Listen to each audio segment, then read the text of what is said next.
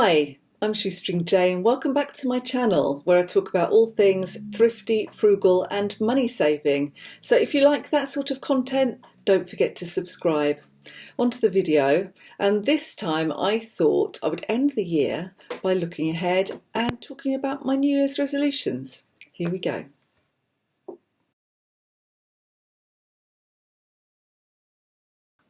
So my first resolution, as you might expect, is finance related.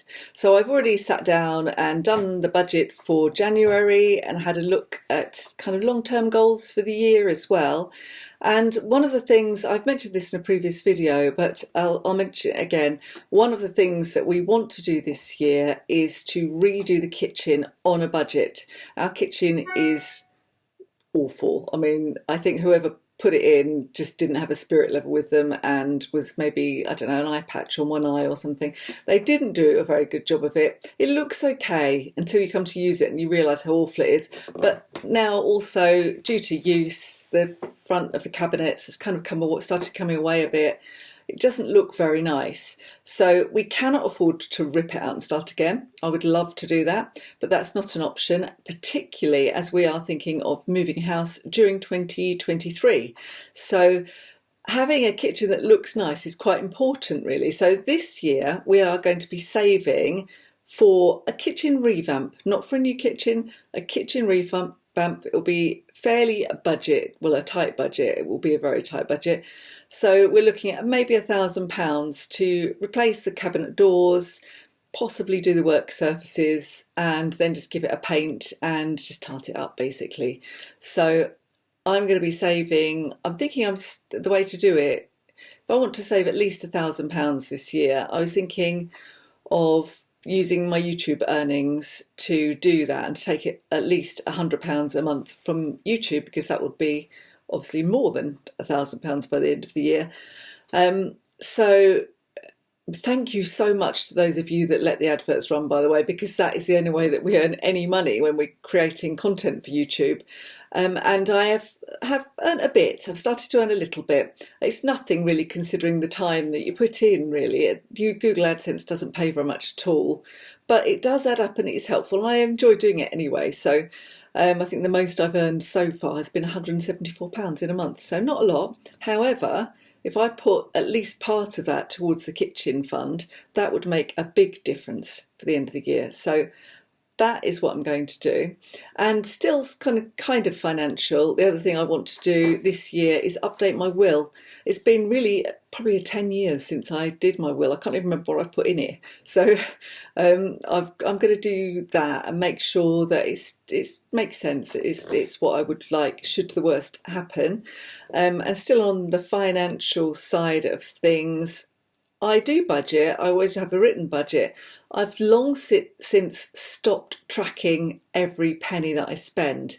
And I think things are going to get quite tight next year. The news is full of like horrible predictions of how everything's going to go up. All of our utility bills, food bills, petrol, everything is going to get more expensive. So if you're on a budget already, then that's a bit alarming, isn't it? So I think by tracking my spending to the penny, I should be able to control that and hopefully mitigate some of those extra expenses that are going to come through. So those are my financial goals for 2022. So DIY is my next one. So I don't know that we'll actually get to do the kitchen this year because we'll be saving up for it. It may be something that happens early 2023. It may happen at the end of this year. But the things I want to focus on this year are to tart up the spare bedroom. So you will know, you maybe, if you watch my channel regularly, you maybe will have seen me doing our bedroom on a budget. So it was completely second hand, apart from the paint, obviously. I revamped all the furniture, bought second hand fabrics and curtains and things, and it really didn't cost very much at all. It was great. So I want to do a similar thing with that little spare room. It won't even cost as much as that because there's only one piece of furniture in there and a built-in wardrobe. There's a big chest of drawers. I do want to paint the walls, and I've already got some curtains that I bought second hand, so I need to get some duvet covers and things like that, just to make it look brighter, a nicer place for my daughters to stay when they come. So that's one thing. And the other thing is, you may have seen me earlier in the year doing the hallway. So finally the hallway got a repaint and a revamp after Archie, having kind of destroyed it when he was a puppy, basically chewed everything up. One of the things that we didn't replace that he chewed was the stair carpet. We pulled the bottom two large stairs off and painted those, and then decided to keep the rest of the stair carpet until we knew for sure that he wasn't going to damage it. So I think we're at that point now. So that's another thing we're going to look to do this year, replace the hallway and stair carpet, and then take that into the newly repainted spare bedroom as well, because the carpet in there is pretty horrible. We had a lodger, one of our lodgers, who was just so messy, and she just seemed to grind things into the carpet. So that's bit needed doing for a while. I have actually cleaned it a few times, but you can't really get right into the edges, and there's some stains that won't come out. So that's our DIY goals for 2022. So my third set of resolutions is around my health. I do quite a lot of exercise. I walk the dog a lot, twice a day, quite long walks. So I'm quite happy with that. I can't afford to join a gym. I probably wouldn't have time to take advantage of a gym membership, even if I could afford to join. So I'm not going to bother doing anything like that. I do yoga most mornings, probably 5 mornings out of 7. I will do my own little personal yoga practice, which I really enjoy. And it really keeps my aches and pains at bay because I suffer from fibromyalgia. So I'm going to carry on with that. But what I could do with is including a bit of strength in that, strength training-ish. So I have got some strap-on weights. You strap them to your legs and to your arms. And I will just incorporate a little bit of resistance into my usual yoga routine. So just to add a little bit of strength to my routine. So that's one thing. The other thing I really want to do this year is sort my gut. Without going into too much personal information, I have IBS. I really struggle with what I eat. You will know that when I cook, I don't use onions. They are a real trigger. I eat mostly lactose-free dairy products. I'm okay with things like hard cheese because they don't have much lactose in them anyway. I can't eat a lot of chili and hot things like that. So I still have a problem, really, even being careful with things like that. The best diet I've ever done in terms of my IBS was keto or low carb. I did keto strictly for a month or so, and then I just reverted to low carb diet. And that really was very good. It kind of resolved it. But it's so hard to stick to. It's really hard not to eat any carbs. And I found it too difficult to fit into my life. I'm just not committed enough. And I don't think that I want to be. So I've decided that rather than eating no carbs or low carbs and going keto, I am just going to cut out wheat. So that will cut out bread straight away. So I won't bother with bread, and I'll try to cut out wheat in other forms as well. So maybe I'll be looking at buying gluten-free pasta and gluten-free cereals, avoiding biscuits and things like that, and cakes. I can do some gluten-free baking. Just cutting out the wheat, because I think that will automatically bring the carbs down a bit. I want to try and keep sugar fairly low, because it's another thing that affects my fibromyalgia if I have too much sugar. And I will just mention that I have tried FODMAP in the past. So FODMAP is a very restrictive diet that's short-term, intended for short-term, and it's designed for people with IBS. So before those of you who know about these things start telling me in the comments that I need to try that, I have already done that, and I've taken quite a lot of things from that. So I know certain elements. That's how I discovered about the onions, really. Certain elements, certain things I am better without. So I don't want to do that. That's really, really restrictive. It's impossible. I wouldn't want to do it again. So I'm just going to go for cutting out wheat and keeping sugar to a minimum. My fourth resolution is around the dog. So you will know that I have a silly cockapoo called Archie. He's absolutely adorable and we love him to bits. He has done nothing but enrich our lives. But, ... we got him right at the beginning of lockdown. He has never needed to be away from us. We've worked from home anyway. during lockdown we couldn't go anywhere, so when he was a puppy, the furthest we went was to the local playing field. We did meet other dogs and other dog owners, but we didn't go anywhere. We never left him anywhere. We left him, one of us would go out and leave him with the other one. So he's not been left. And as a consequence, he has quite bad separation anxiety. And if you try to leave him for more than about half an hour, he will get himself in a total stew. And this is very restrictive. I mean, it's fine when my daughters are around, but they all have their own lives. Two of them don't even live in the same town as me. So it can be very restrictive. You know, we were asked to go babysitting on New Year's Eve for Justin's niece, and we couldn't because we thought we just can't leave him. There's going to be fireworks outside and he'll be so anxious. We can't even take him with us because he'll be anxious because of the fireworks and he'll be a pain. So it can be quite restrictive. We can't go on days out without him. If we go on holiday, we have to take him with us. We couldn't leave him in a kennels or anything like that. Not that I'd be very happy to do that anyway, but I could leave him with one of my daughters. So we've got to tackle it. We really need to be strict and strong.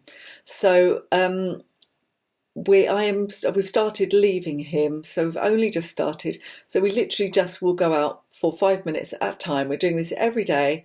Leave the house, say goodbye to him, just drive down the road, put the timer on, 5 minutes.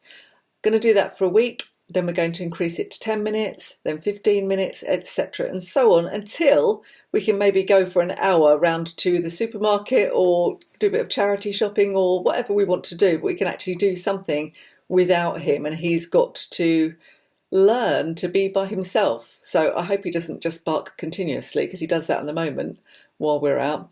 The other thing that we want to tackle with Archie is his habit of barking in the car. So he can be good on a good journey, but he will immediately start barking with excitement when you get in the car. It's very high pitched, it just does your head in. And then if you slow down, go through a town, come to traffic lights, he anticipates that you are arriving somewhere. Sometimes he recognises the route if we're going to see family. Then he will start barking. And if you don't know where you're going and you're trying to work out the route, it's very off-putting. It really hurts your ears and it's awful. So I want to tackle that, and at the same time tackle his habit of looking out the window and barking like crazy at the foxes. So he'll hear them, run to the window, spot a fox and go crazy. We are surrounded by foxes here. I don't know why. It seems to be a bit of a fox hotspot, because I've never lived anywhere with so many foxes as we do here. And they taunt him. They sit on the front lawn and just look at him and he goes crazy. So there's only so much we can do. I mean, I try and pull him away from the window and shut the stair gate and keep him away. Sometimes, I don't know, I'll be in the bath or something and he starts barking. So I want to tackle that as well. So I have been reading on the internet, and it seems to be that a spray bottle is a good ploy for the car anyway. So I've ordered some spray bottles from the internet, and we'll fill them with water, have them in each car, have them at home. When he barks and we don't want him to bark, we'll give him a little squirt of water just as a shock with a no, and then a treat when he stops. So that is the plan. So I'm hoping that will then, once he gets the idea that we're saying no, squirting the bottle, when he starts barking at the foxes, I can do the same thing and he'll stop. So that's the plan. If anybody has any more experience with this and has any better ideas with what you do with dogs and separation anxiety or unwanted barking, feel free to leave them in the comments. I'll be very happy to know what other people's experience of this is.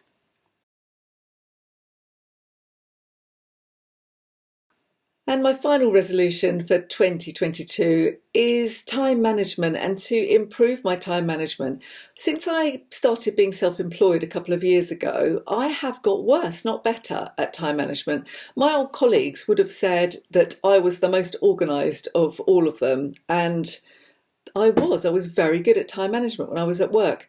I seem to have taken the kind of freedom that comes with being self-employed just a little bit too far. I mean, it's lovely that if I want to get up and go and take Archie for a long walk in the morning before I do any work, I can.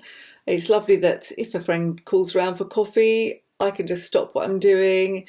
If I want to take a day off and go and drive over to see my parents or whatever, I can do all of those things. But I need to manage the time I have left to make sure everything gets done. So I need to have a look at this a bit better. I've got 4 different jobs really with my self-employment. I sell things on eBay, I write a blog, I do some freelance writing, and I now do YouTube as well. So I consider that part of my job. I am earning money from it now, so it's a form of income for me. So having 4 different things can sometimes mean that I am scrabbling and doing everything at the last minute. And I would like to do some forward planning to think about what I'm going to do for each of those aspects and then to do them on a specific day. So even if I did one full day for each of those things, I'd still have a long weekend, wouldn't I? So and try and do the things that I just want to do on that spare day and catch up with myself and do cleaning and stuff like that and shopping. So I have bought a new planner and a new diary, and I am going to use it and start to plan my day a bit better, get up a little bit earlier, get the dog walked a little bit earlier, just do the things that I would have done. If I was going out to work, I had to be at work by 9 o'clock at the latest. Sometimes I had to start at 8 o'clock and I got there. Nowadays, I'm not even out of bed at that time. So I really need to get up a bit earlier and get myself sorted out. So that is a resolution that will be ongoing during the month.